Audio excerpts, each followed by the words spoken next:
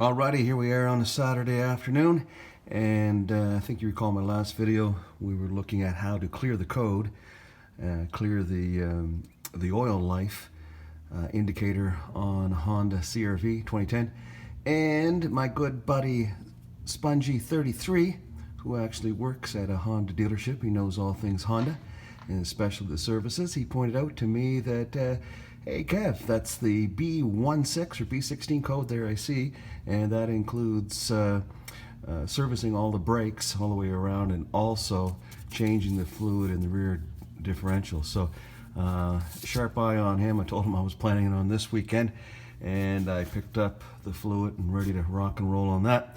On this side, the driver's side of the vehicle, is the drain plug. It's just a 3/8. Just use the 3/8 at the end of your ratchet wrench to get that out.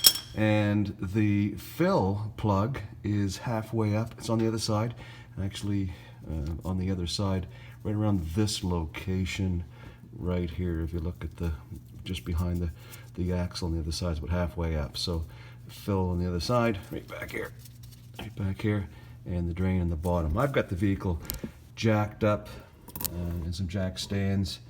And the reason I jacked it up because I can't fit under here. Some guys have said that they can slide under and do this without jacking up the vehicle. I've got a big belly. I could not do that. So good luck to you, thin guys and gals. Maybe you can do that. All right. What else? One thing that I always use is the actual Honda rear diff hydraulic fluid, rear diff fluid. This is happens to say Acura. Don't panic because it's all the same.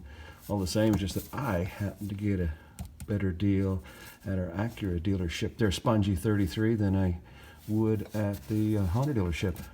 Now, if you live close to me, maybe you could have hooked me up, Spongy. But however, we'll have to live with that. Maybe I could have done a deal, send you out some Pictou County pizza, and you could have hooked me up with some Honda products. Anyways, I'm going to take this out, drain the fluid, and report back to you. I've got it jacked up. It's pretty level, so no worries about fluid still being trapped in this front section. So I think most of it will come out. It should take a little less than the 2 liters. We'll see what happens. There we go. Oh yeah, nice.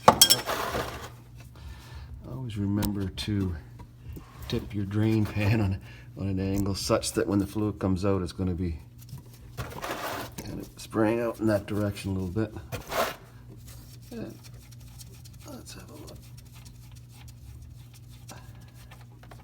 There you go.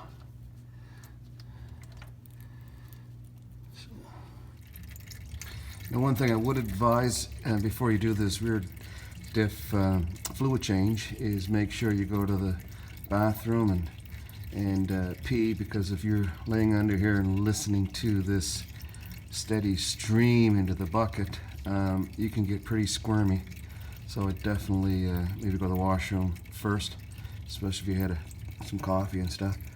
I think what I'll do is I'm going to let it down this side over here just a little bit so that if there's any fluid trapped in there, totally drain it out. Some folks call this a flush. Now, if you go into the dealership or whatever and they're saying it a flush, it's not a flush. There's nothing flushed out here. It's just draining the fluid and filling it up with some new product. So it's not really flushing. Using the term flushing, I guess, makes it sound like there's something more extravagant and you're swishing fluid all around in there and being careful and cleaning stuff all up nicely. But that's not the case. It's just removing these plugs and putting new fluid in. Oh yeah, check that out. I just lowered the left side just a tiny bit, just 1 notch on my stand, just a tiny bit, and it started streaming out more. So that's wicked. I'll be right back. I just gotta go to the washroom. Now, if you're wondering what kind of symptoms you can get by not swapping out this fluid, I've had about 3 of these Hondas now, 3 different generations, and if you don't swap out this fluid, you can end up with going around turns, the differential doesn't slip properly, and you can get some squealing. I've had that a couple times in some of the old ones that I've purchased. All right, well, that's draining back there. I thought I'd show you these crush washers or gaskets, whatever you want to call them. See that? Here's the old one, so it's been crushed. I would maybe be able to put it back in there.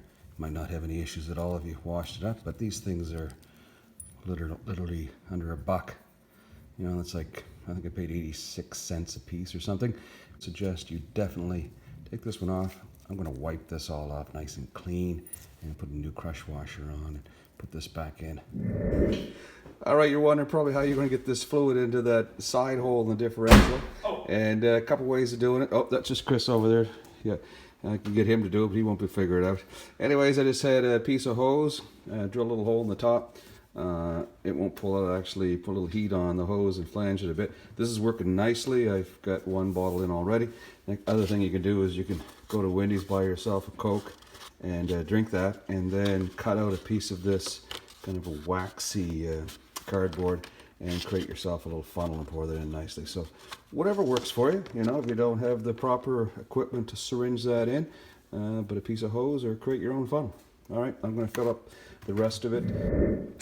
There's my little bottle with my hose coming out, and I'm just squeezing it, and the fluid is going into the differential.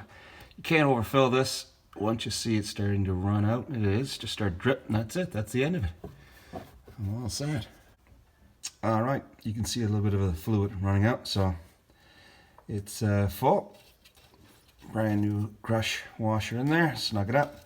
And in case you're wondering, I did raise up the other side of the car back up again to make sure that it was all level. So in case somebody's wondering if I've got this differential tip. So just gonna snug up, and that's the end of that.